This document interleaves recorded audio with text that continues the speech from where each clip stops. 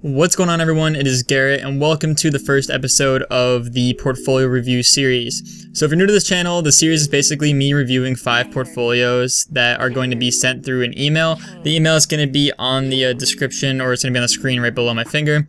Basically, what you do is you submit your portfolio to a specific link, and then I'll review 5 of them, picking them at random. And basically, the style is going to be almost like a live stream. There's going to be no cuts. There's going to be no edits. It's basically going to be me opening everything for about the second or third time, talking about what I like about it and what I don't like. So in each episode, we're going to have a topic, and today's topic specifically is going to be presentation, and it's basically going to be me talking about how to present your work properly. Now, I think a lot of people lack that in this community, so I definitely want to, touch up on that and definitely give my thoughts. So, what we're going to do is we're going to head over to my desktop, and we're going to be going over the first portfolio. So, the first portfolio is going to be from CigarPal. And I'm going to apologize right now if I butcher everyone's name. There's going to be very difficult for me to pronounce everyone's name right. So the first thing we want to say is, from the whole presentation standpoint, is you can see as soon as you get on, all you see is the same thumbnail icons for each thing. Now, that's definitely the first thing I want to talk about, is the thumbnail icons you're going to want to use.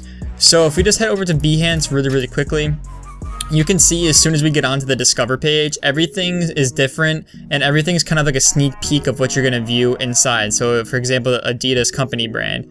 You click on it, the header is going to be that thumbnail, and then you scroll down, and basically everything is going to have to do with Adidas. So you definitely want to make sure these thumbnails you're going to be using for your work has to do with what you're basically doing. You want to give a sneak peek so people are, ready to click on that. And it goes for basically anything. If we go to the search bar and type in logo, a lot of the times you're gonna find kind of sneak peeks and kind of like little showcases of what they're gonna be showing inside the project. So just keep that in mind when you're doing your work. But heading over to Cigar's portfolio, we're going to go through only 3 of these. The first one I definitely want to touch upon is the motion graphics. So let's click on this one. And like I said, it's going to be the thumbnail at top. That's always a good choice just because it's very professional. People always want to click on that. And then going through these, we're just going to watch a couple.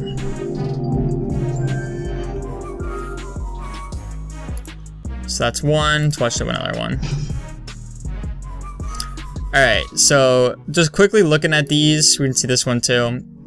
We definitely want to focus more on...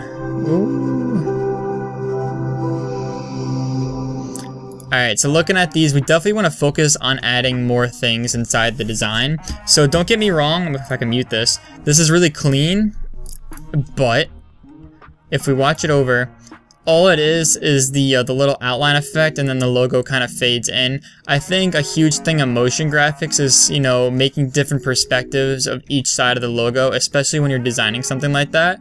So definitely keep that in mind when you're doing motion graphics. Try to have things going on, even if it's particles, light flares, something else other than just the outline and fade in, and it'll definitely come out a lot better. So next, let's hop into some advertisement. So what I would recommend is putting advertisement designs after this, just because just putting advertisement is kind of, it's very vague if you just Google search what the word means. Of course, you're going to find like posters and stuff like that, but usually advertisement is singular, so definitely add a advertisement designs at the end of that. So just looking at these, it's a lot to grasp, and so we're just going to click on one, we're going to view a couple.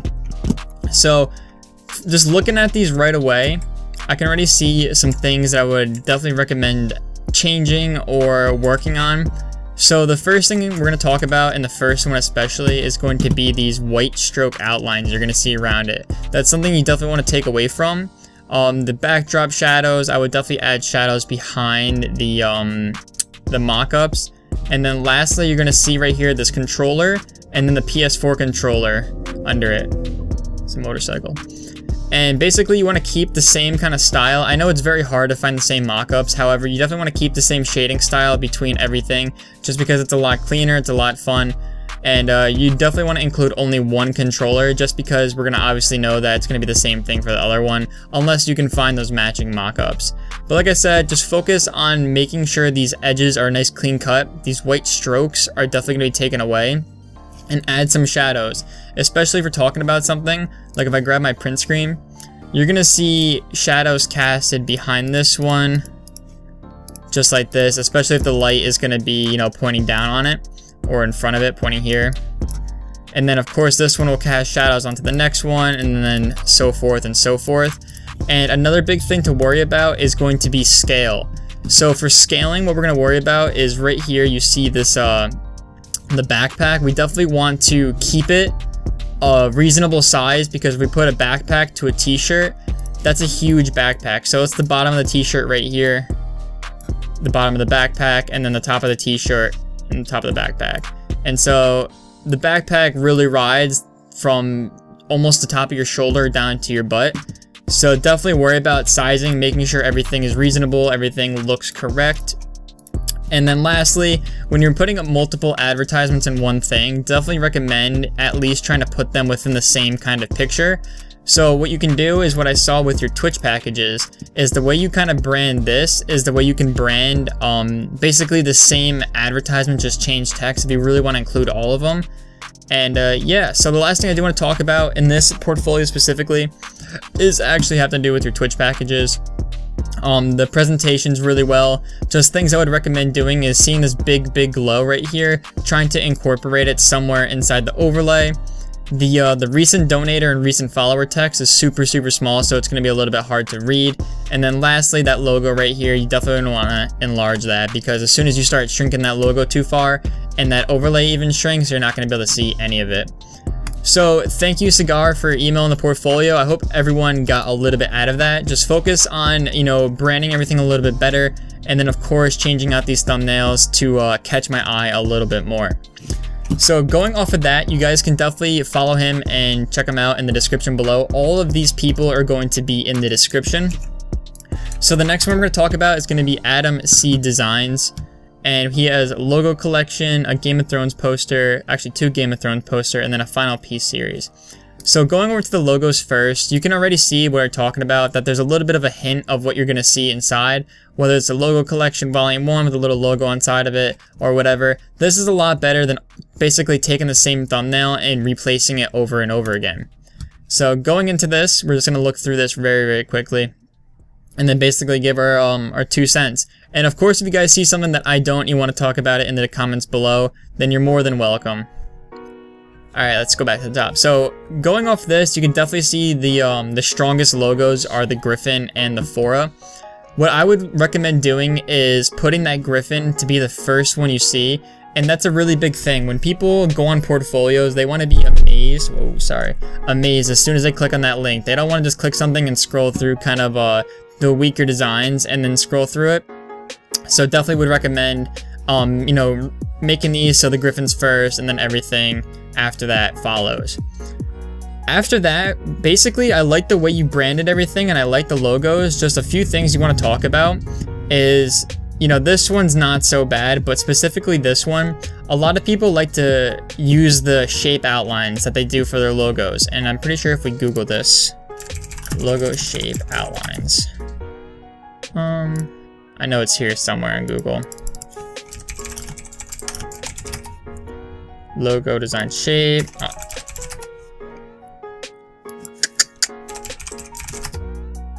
Alright. I guess basically this is what I'm talking about. You see all these lines and stuff. It's kind of like a blueprint style. I know there's a specific word for it. I'm not thinking of it right now. However, going back into what I was saying, is you want to make sure that these shapes and stuff actually make sense and use the entire shape. You don't have to just use the certain parts that you use and then cut it out. What you want to do is basically take this, have a line go completely across the page, and then the circles go all the way around, And then so basically it covers every single shape, but at the end you leave the design kind of shadowed in or lightened in or whatever you want to call it. So they can easily see the shadow of the logo, but they can also see the outlines around everything, because a lot of this just won't make sense unless you have the whole entire thing. So you can take this, you know, this line would go all the way there, all the way here. And you can see that just adding all these lines just makes the logo, number one, I think it makes it seem a little bit more interesting, but also shows your technical ability of, you know, like this would be a huge circle right here, and that all these lines kind of fade into this. So take that into consideration the next time you're doing some logos. But overall, it's a really cool portfolio. Just definitely recommend changing out those few things. So going into your Games of Thrones poster. Okay, so it's a poster. So this is really, really neat. So the poster branding is super neat. I would recommend putting that as the thumbnail, because that definitely caught the eye a lot faster than everything else. The MacBook and the flower totally match the crack wall vibe with everything else. But going off this, you can see how little I can see inside this, and I have a pretty big monitor. It's about 27 inches.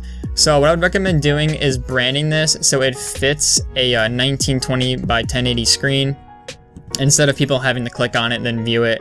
Also would recommend definitely putting the poster first and then these the little circles last, just so people can see the poster, the actual design, and then some circles that you made.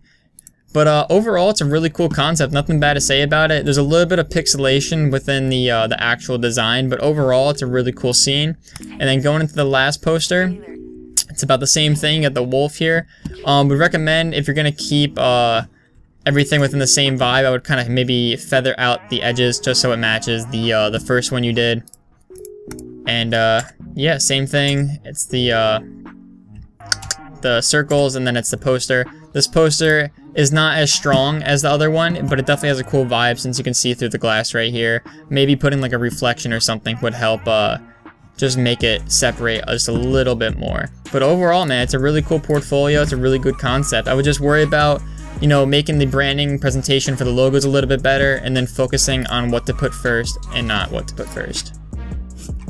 So going off of that, we're gonna head over to the next one, and like I said, guys, you guys can comment below what you think, what basically you have in mind. I definitely want to hear everyone's thoughts.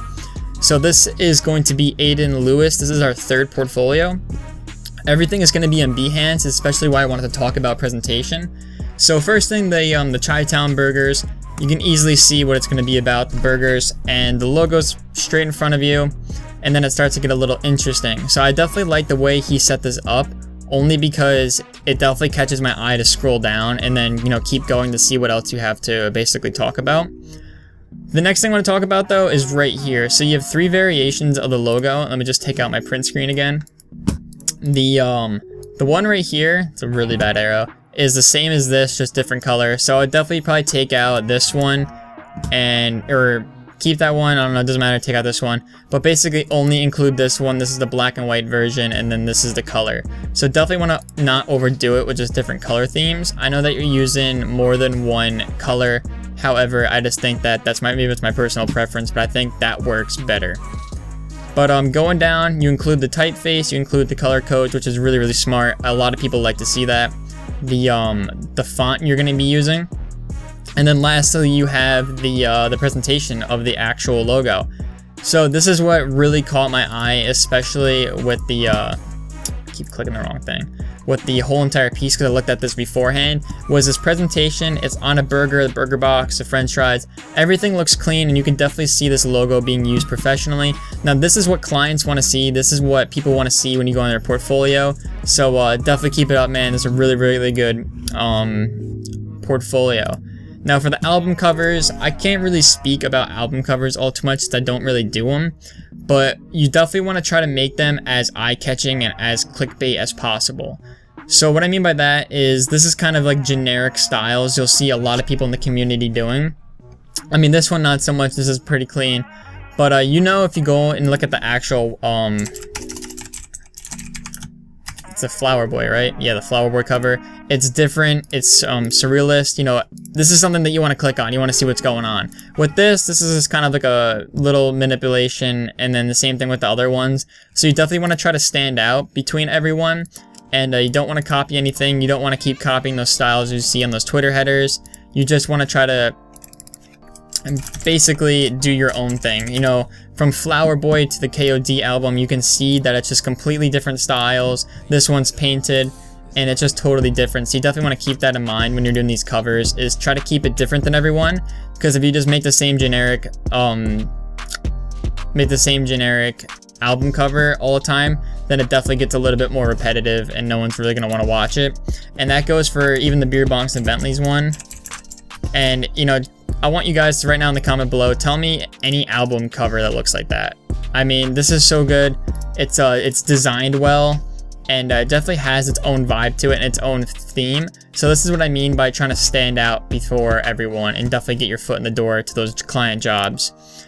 So going off of that, that's going to be the next one. The next one's going to be from Ant, and that's all he said his name was. Of course, we're going to be going over to Behance, and he has some mascot logos. So mascot logos are really, really hard to do if you're not familiar with them in the community. They're not very easy unless, of course, you do them all the time, then it's different.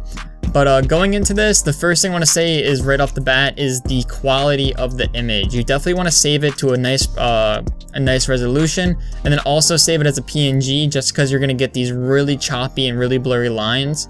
But you know, first thoughts, I really like the gradient on the side of the Jack-in-the-Box. The only thing I would definitely recommend doing is, instead of fading it, because you do see a little bit of purple, is split it basically right down the middle, or basically where you see these creases.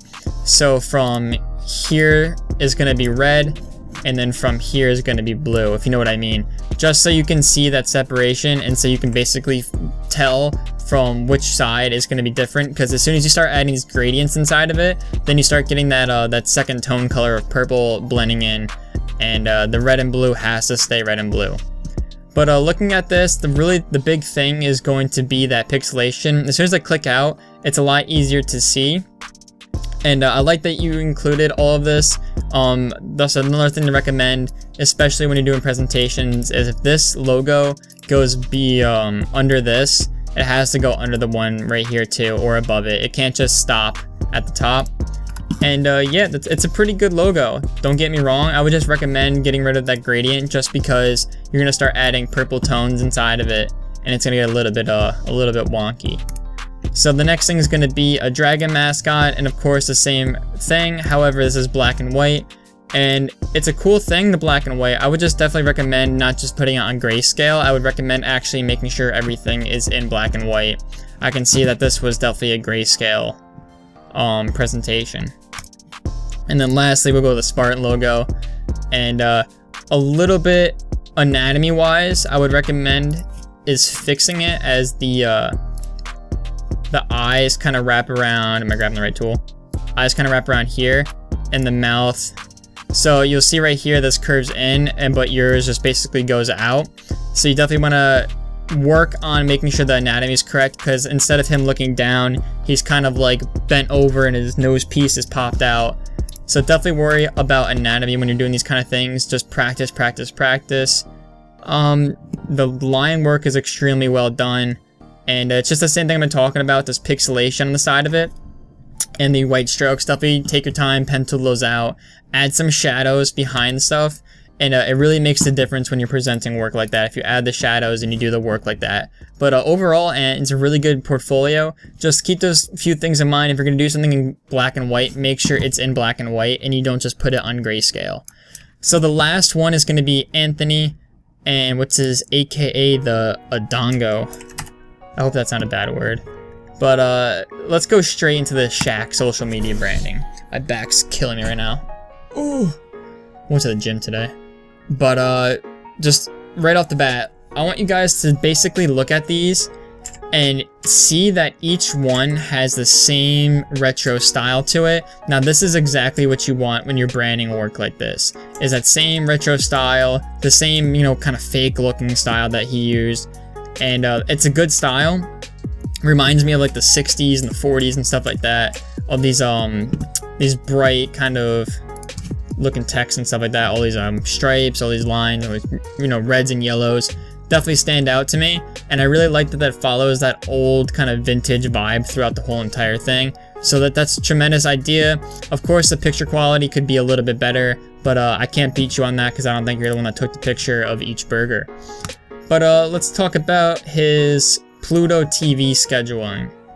So looking at this, very eye-catching. However, the only thing that's eye-catching right now that's catching my eye is going to be the pen tooling work. And I know how difficult it can be to pen tool hair, but you can easily see you didn't take your time and it was very choppy lines.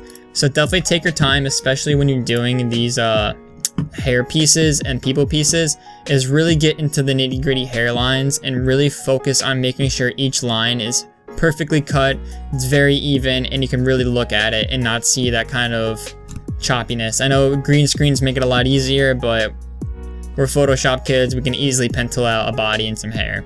So let's watch the motion design for this.